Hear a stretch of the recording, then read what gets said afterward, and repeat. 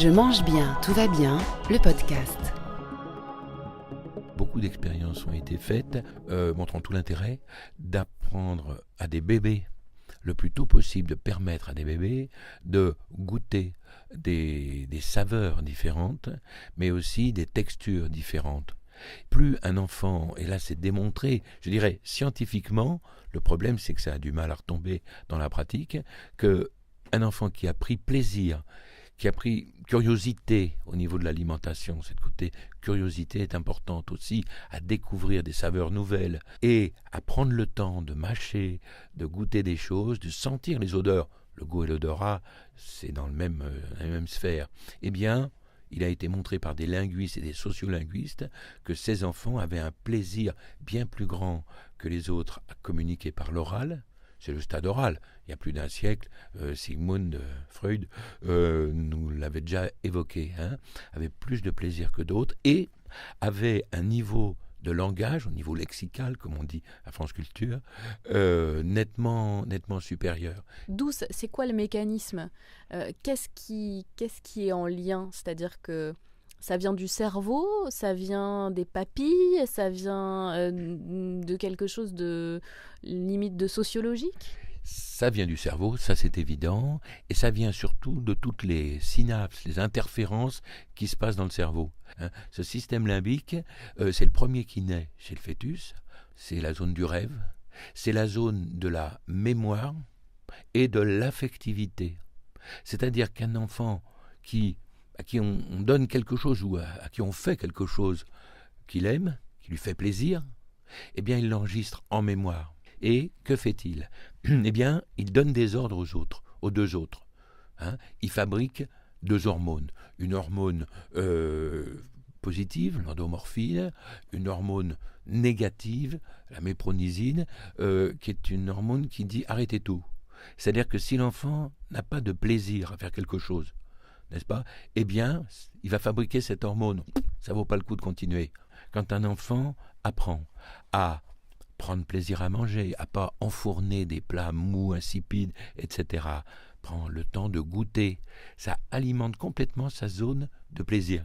Et à ce moment-là, ce cerveau fabrique entre autres des endomorphines, le système limbique, qui vont inonder toutes les zones opérationnelles, entre autres intellectuelles du cerveau. C'est-à-dire la bouche étant par définition l'endroit du langage. Un enfant qui ne finit pas son assiette, par exemple, si on se met à le punir parce qu'il n'a pas fini, ou à l'obliger à finir alors qu'il n'a pas envie, très vite le plaisir peut disparaître. Ce plaisir que ce cerveau ressent, il le communique notamment au niveau du cortex, dans la zone du néocortex, dans la zone frontale, la zone du langage, et à partir de là, cet enfant qui a un plaisir au niveau de l'oral, stade oral, Sigmund, plus d'un siècle, eh bien, il va prendre plaisir à exercer cette fonction orale, entre autres sous la forme de langage, de communication, etc. Il y a un problème que beaucoup de parents rencontrent pendant quelques années, qu'on appelle scientifiquement les néophobies alimentaires. C'est le fait qu'un enfant, toute normalité, traverse une période au cours de laquelle il refuse peu ou prou de manger ce qu'il ne connaît pas. Bon, il va être difficile, même si on ruse, dans cette période-là, de lui faire goûter des salsifis, des brocolis, des trucs, c'est sûr. Et pourtant, on disait à l'instant, pour que le langage se développe pleinement, il est important que l'enfant goûte des saveurs différentes. Alors, on va dire, oui, mais comment fait-on ? Il y a une solution très simple. C'est de s'intéresser à la science qui nous montre que pratiquement il n'y a jamais de néophobie, donc de refus de manger des choses qu'on ne connaît pas, avant l'âge de 2 ans. Avant l'âge de 2 ans, et que c'est pratiquement les clochers de néophobie, c'est entre 2 et 8 ans. C'est-à-dire que on met en parallèle les capacités d'un tout petit de goûter des choses différentes sans avoir le blocage avec des trucs qu'il ne connaît pas. Le tout petit a des goûts à lui. Il y a des choses qu'il va aimer, des choses qu'il va moins aimer, c'est vrai. Mais il ne va pratiquement jamais refuser quelque chose parce qu'il ne le connaît pas. On sait aujourd'hui qu'entre 4 et 6 mois, on peut très largement commencer à fournir à des enfants, jusqu'à l'âge de 2 ans et après, des goûts différents. Je dis et après, pourquoi ? Parce que comme il n'y a pas encore de néophobie, et que cet enfant-là de 6 mois, 1 an et demi, a appris à goûter par plaisir plein de choses, eh bien souvent, je rends compte qu'elles ne se produisent pas, les néophobies, parce qu'il a été habitué à une alimentation diversifiée. Alors que s'il est alimenté toujours avec les mêmes choses, dans cette période-là, ce qu'on a tendance à faire avec des bébés, eh bien, pour lui, il va très vite refermer son goût. Ce goût qui va se rétrécir, et par définition, ça explique aussi le lien avec le rétrécissement de tout ce qui est lexical, de tout ce qui est le langage. Mais alors, est-ce qu'il faut lui proposer d'autres choses ? Est-ce qu'il faut diversifier à ce moment-là ? Qu'est-ce que peut être l'attitude du parent Voilà. Alors, ma réponse, ça reprend un peu ce qui était dit précédemment, c'est que le plus tôt possible, mais je dis 4-5 mois, à l'âge de 4-5 mois, si on a su lui proposer des choses différentes, cette néophobie, elle est pratiquement inexistante. Elle existe, mais très peu. Par contre, si on a trop attendu un petit peu, attendu longtemps, et qu'on entre dans cette période, à partir de 2 ans à peu près, eh bien, il va falloir d'abord en tenir compte, mais aussi essayer, on y revient en rusant, de lui faire goûter des choses nouvelles, en les rendant plus attractives, quelque chose qui va lui plaire, en lui montrant comment c'est préparé, etc. C'est extrêmement important. Je dis cela parce que je comprends bien le sens de votre question, et je pense que vous avez les enfants même, d'après la question, parce que c'est vrai que c'est fatigant d'essayer ça prend du temps de leur faire goûter des choses nouvelles, et que c'est plus facile, dans cette période, de leur donner toujours les mêmes choses. Comme ça, ils les mangent et puis ils nous fichent la paix, quoi. J'ai l'exemple typique dans mon entourage de quelqu'un qui dit « je lui fais des pâtes, au moins il mange voilà. ». Mais de peur qu'il y ait une sous-alimentation. Est-ce que c'est une bonne technique ? En tant que parent, qu'est-ce qu'il faut faire ? Laisser un enfant face à une assiette qu'il ne touche pas, ou lui donner quelque chose d'identique qu'on est sûr qu'il va manger ? Alors, la deuxième solution me semble pas la bonne. C'est vrai que de temps en temps, quand on est fatigué, quand on est énervé, c'est pratique de lui donner le truc en sachant que ça va être de tourpeau. Bon, mais il ne faudrait pas que ça devienne une habitude sur le plan alimentaire, parce qu'on est toujours sur le même créneau. L'intérêt, c'est la diversité des goûts et des saveurs. Ça, c'est la règle d'or. Donc, il va falloir essayer de lui faire aimer, de lui faire accepter des choses différentes. C'est pour ça que je disais en mélangeant des choses, etc. Il ne va pas aimer les brocolis, mais si on le met avec autre chose, il va pouvoir quand même goûter des choses différentes. Ceci dit, je rajoute un élément. C'est la question des petits mangeurs. Il y a des petits dormeurs, des grands dormeurs. Il y a des petits mangeurs, des grands mangeurs, mâles ou femelles. Or, beaucoup de parents que je rencontre dans mon travail sont inquiets parce que leur enfant mange très peu. Alors, je demande à le voir, l'enfant. Mais il est en pleine forme. Un enfant qui a vraiment des gros problèmes d'alimentation, ça existe, mais c'est rare. Eh bien, je vous jure que ça se voit. Il est fatigué, il est pâle. Beaucoup d'enfants qui sont des petits mangeurs n'ont pas besoin de gros repas. Et si vous avez une famille, on parlait tout à l'heure de vérification d'amour, l'enfant il sert beaucoup de l'alimentation, il y a l'acquisition de la propreté, mais aussi l'alimentation. Si vous avez un petit mangeur qui tombe dans une famille de grands mangeurs, avec des parents inquiets s'ils ne mangent pas assez à leur goût, ça va être là, on peut rentrer, non pas dans la pathologie, mais dans un petit problème, parce qu'il va voir à quel point il peut faire des vérifications d'amour en mangeant très peu. Ça peut l'entretenir dans un rapport très négatif avec l'alimentation. Et c'est là où ça risque de dégénérer avec l'enfant qui finit jamais son assiette, etc. Mais pour provoquer. Par contre, en règle générale, il ne mange pas de ça, mais il mangera autre chose, puis il mangera mieux ce soir, etc. Soyons plus zen par rapport à l'alimentation, c'est extrêmement important, surtout si on voit que l'enfant est en pleine forme. Quitte à donner des pâtes pour être un peu tranquille certains soirs, de ne pas en rester en permanence à toujours les mêmes choses, ce qui aboutirait bien sûr d'une part à des carences alimentaires, C'est important la diversification des aliments, au sens biologique du terme, mais aussi au niveau langage, au niveau communication, à ce que l'enfant apprenne à goûter des choses, à développer ses papilles. Au Québec, ils appellent ça le goût grillé. Le goût grillé, c'est des enfants qui ont toujours mangé pareil et qui pratiquement ont des papilles gustatives pratiquement incapables de reconnaître des choses nouvelles. Et il y a d'ailleurs au Québec tout un courant d'orthophonistes qui, s'inspirant de travaux scientifiques, entre autres faits en France, rééduquent des enfants qui ont des problèmes langagiers en les amenant à renouer, mais je parle d'adolescents, à renouer avec le plaisir des papilles. Le goût, c'est pratiquement le seul sens qui se développe à l'envers. Un bébé, bien sûr, n'identifie pas, il ne va pas savoir que ça c'est une carotte, ça c'est un navet, ça c'est... Non, mais il a un spectre au niveau des papilles qui reconnaissent le plus ou moins sucré, plus ou moins salé, plus ou moins acide, bien plus large que le nôtre. Et le plus tôt possible, ces papilles sont conservées, exercées, on peut dire, alimentées, on peut le dire aussi, plus elles restent intactes. Alors que sinon, le goût et l'odorat sont des sens qui se referment. C'est-à-dire que si l'enfant n'a pas de stimulation, à part dans les choses médiums, en mangeant des produits industriels en permanence, eh bien c'est très pauvre. Ces produits, c'est fait pour plaire à tout le monde. Donc, c'est pas trop salé, c'est pas trop acide, c'est pas trop, etc. Cet enfant referme son goût. Et c'est précisément ce qui va alimenter, entre guillemets, les néophobies plus tard. Vous parliez tout à l'heure de ruser de temps en temps pour les enfants et de leur faire goûter des choses sous des formes différentes, etc. Il y a beaucoup d'émissions culinaires qui marchent très bien en ce moment.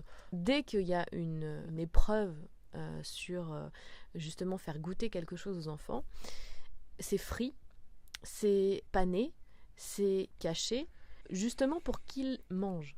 Mais est-ce que c'est la vraie solution ? Non. Non, c'est évident, et on comprend pourquoi c'est fait comme ça. Mais quand je disais ruser, c'est plus mélanger ou donner une forme esthétique à certains plats qui vont ça va pouvoir devenir un volcan avec un petit cratère au milieu, transformé aussi en termes de jeu. C'est plus le vrai produit, le produit naturel, je dirais, dans son jus, entre guillemets, dans son vrai jus, pas forcément frit. Il ne s'agit pas de masquer, il s'agit de conjoindre, en trichant, quelque chose que l'enfant aime, ostensiblement, et quelque chose qu'on veut lui faire découvrir. Et c'est plus à ce niveau-là. Alors, mais ça prouve qu'il y a quand même une problématique sur le fait que l'enfant ne peut manger à l'heure actuelle, dans l'esprit classique, quand il y a un menu enfant quelque part, ça va être du jambon et des frites. L'enfant ne peut manger que des choses comme ça. Oui, ben c'est catastrophique. C'est une certaine idée de l'enfant. C'est-à-dire, on revient même à l'échelle des restaurants, comme vous disiez, menu enfant, à l'idée, voilà ce qu'ils aiment tous, donc on redonne ce qu'ils aiment tous. Et ça veut dire enfermer leur goût on les prépare à aller chez McDo. Et c'est terrible. Alors, on ne va pas se la jouer parano, mais c'est pas parce qu'on est paranoïaque que tout le monde nous en veut pas, quand même. Mais en fait, il y a une... Je vous rappelle ce qu'on disait tout à l'heure pour le Québec. Ils appellent souvent ça les estropiés du goût. Les estropiés du goût, c'est-à-dire des enfants qui ont un goût tellement rabougri qu'ils ne peuvent plus aimer autre chose que ce que tout le monde aime. La cuisine, c'est aussi une culture familiale, par exemple, d'arriver à manger. On se rappelle toujours de ce que notre mère faisait à manger, la façon de manger, mais aussi les plats. Culture. Bon. Culture, quand on regarde dans le dictionnaire, la définition, c'est ensemble des codes qui permettent de faire partie d'un groupe. C'est une définition un peu théorique, mais non, elle est très concrète. Ensemble des codes qui permettent de faire partie d'un groupe. L'enfant, par définition, il fait partie de la famille, dans un premier temps. Donc, il va adhérer au code de la famille. Mais après, il va vouloir assez vite en sortir de cette famille. Et il y a une autre culture qu'il va avoir, c'est la culture des autres enfants. S'habiller comme les autres, acheter les mêmes jouets que les autres. Et au moment de Noël, les parents savent très bien comment ça se passe. Manger la même chose. Or, visiblement, tout est fait pour les amener vers cette cuisine qu'on connaît bien, qui porte des noms américains, à aimer que ce type de produit. Et c'est là où précisément il y a aussi un travail éducatif vachement important en éveillant les goûts le plus tôt possible, en créant, on a dit, curiosité tout à l'heure, en développant chez l'enfant une curiosité alimentaire, un plaisir à découvrir des choses nouvelles, contrairement au plaisir qui est manger toujours la même chose. Eh bien, c'est quelque chose qui crée une curiosité, mais aussi une exigence. Cet enfant qui a pris plaisir à goûter des plats de différents pays, petite parenthèse, on va au restaurant. Eh bien, c'est fabuleux de voir à quel point maintenant, y compris dans des petites villes de province, il y a des restaurants du monde entier. La plupart des gares, il y a un restaurant japonais à moins de 300 mètres.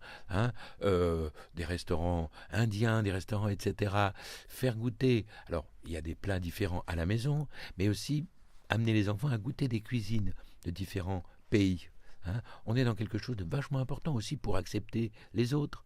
On a quelque chose de très social. Bon, on a parlé des problématiques, de ce qu'on peut faire pour améliorer les choses. Est-ce qu'il y a déjà des évolutions positives ?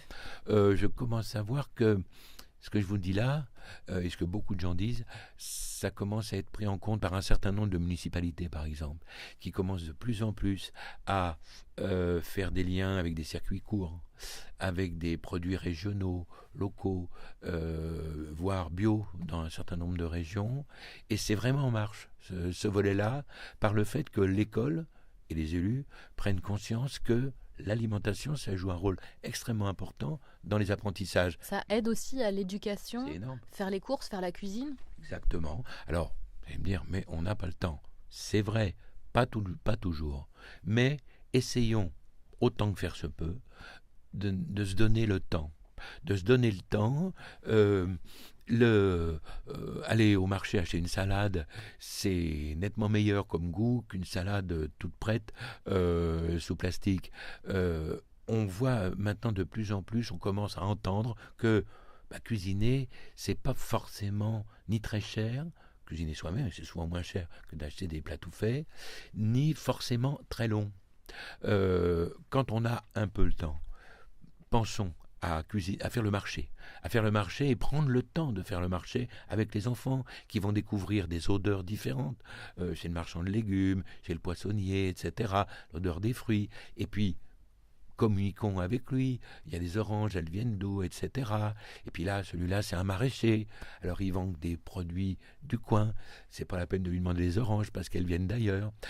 Toute une éducation extrêmement riche. Puis on rentre à la maison, et puis là, on va préparer le repas avec l'enfant, qui va pouvoir, selon ses moyens, et très tôt, il en a plein, des moyens, participer à ça, goûter une sauce, mettre son doigt dans la sauce, voir, là, c'est un petit peu salé, c'est pas assez salé, etc. Énorme. Il y a toute une éducation à l'alimentation. À chaque fois qu'on entend sur une chaîne radio, quelle qu'elle soit, un grand cuisinier, pour savoir comment lui est née cette vocation, vous savez comme moi, comme principe c'est la grand-mère, la grand-mère qui faisait, etc. Oui, ils ont appris à goûter des choses, à préparer des choses, à donner leur avis sur des choses. Des tout petits prennent plaisir à ça. Alors bien sûr, on va vite, etc., mais aussi souvent que nécessaire, et je rajouterai un élément, aussi souvent que nécessaire, essayons de manger ensemble, aussi souvent que possible. Nécessaire, c'est tout le temps, de manger ensemble, de partager un temps de repas. J'ai pas le temps de vous développer par le détail, ça, c'est énorme. À travers le repas, on est en famille, assis à table ensemble. Eh bien, l'enfant apprend déjà à rester assis. Ce qui n'est pas évident du tout. Un enfant n'est pas programmé, un tout petit notamment, pour rester assis. Et même un ado, il se lève, il s'assoit, il se lève, il s'assoit. Le fait de prendre plaisir, on y revient. Si on mange en vitesse, que le père lit le journal et que la mère regarde la télé, ça va un peu limiter l'envie de rester assis. Mais si on peut être assis, communiquer, échanger sur ce qu'on goûte, prendre le temps de goûter ensemble ce qu'on mange, peut-être apprendre, alors ça c'est en terminale et pour les plus doués, apprendre aux enfants à ne commencer à manger que quand les autres sont servis. Alors ça, c'est vraiment pour les surdoués. Mais c'est drôlement important. parce qu'on est dans de l'empathie, dans un lien social. D'ailleurs, il y a une étude qui a montré au Québec toujours que l'hyperactivité était liée à ce moment où on prend le repas. Étude bizarre qui remonte à plus de 20 ans. Beaucoup d'enfants ont été appelés hyperactifs. Et il a été question à un moment donné de faire des recherches sur les causes. Pourquoi d'un seul coup de plus en plus d'enfants étaient hyperactifs ? J'ai eu la chance de participer à certains de ces travaux. Il y a eu plein de gens qui travaillaient là-dessus. Et curieusement, et on travaille beaucoup sur tout ce qui est l'alimentation, mais pas que. On travaille essentiellement sur la construction des repères chez l'enfant. Ça en fait partie simplement l'alimentation. Eh bien, on est arrivé, la plupart des conclusions sont arrivées au mode alimentaire, c'est-à-dire des familles où on ne mangeait jamais ensemble, où on mangeait ce qu'on appelle en ambulatoire, c'est-à-dire le père arrivait, ouvrait le frigo, cassait la croûte, la mère un peu plus tard, la petite sœur prenait 2 Toblerones, publicité, le grand frère, un plateau de télé, partait dans la chambre faire la tête à titre préventif, chacun était en électron libre. Il n'y avait jamais ces fameux temps sociaux dont on est en train de se parler là. Eh bien, ces enfants ne pouvaient pas rester assis. Ils n'avaient jamais appris à rester assis. Ça veut dire que ce temps de repas est un temps fondamental pour apprendre à rester assis. N'est-ce pas ? Temps sociaux, et à partir de là, on voit à quel point le repas touche aussi des zones telles que la fameuse hyperactivité. C'est pas un hasard si on voit de plus en plus d'ados, de jeunes, qui n'arrivent pas à tenir en place. Et c'est un problème. Alors, ce qui était terrible au Québec, maintenant c'est pris en compte différemment, c'est que souvent ça posait des problèmes en classe, des problèmes de concentration, et que l'enfant était considéré comme nul en lecture, etc. Ne pas être incapable de rester assis, ça veut dire que vous êtes incapable de lire plus de quelques minutes. Vous passez, à autre chose.